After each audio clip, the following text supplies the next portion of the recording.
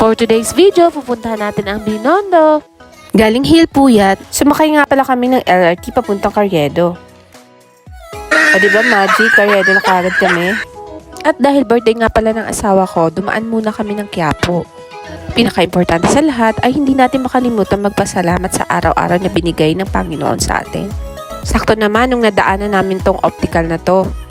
Para at least diba, gumanda-ganda naman ako sa paningin ng asawang ko. Charis! May kailangan nga pala kaming bilhin kaya hinanap namin ng Chinatown. Nakilala sa tawag na Binondo.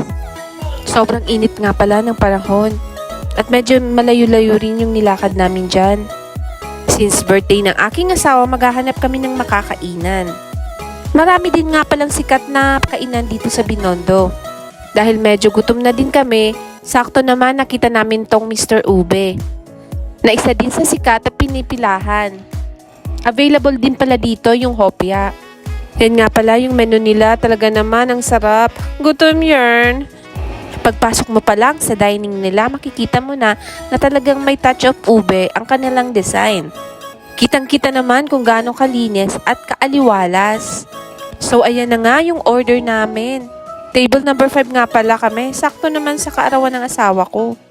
Lechong Macau at Korean ramen nga pala ang titikman namin. Tingin pa lang matatakam ka na. Before simulan, magdadasal muna tayo. Sinimulan na nga pala namin kumain. Dahil gutom na nga kami dito, galit-galit muna kami. Legit ngang masarap at crunchy ang Lechong Macau. Approve din sa akin yung ramen. Kaya kayo sa mga nagbabalak dyan, hindi talaga kayo mahuhopya kasi talagang masarap. So ayun lang guys, thank you for watching. See you in my next vlog.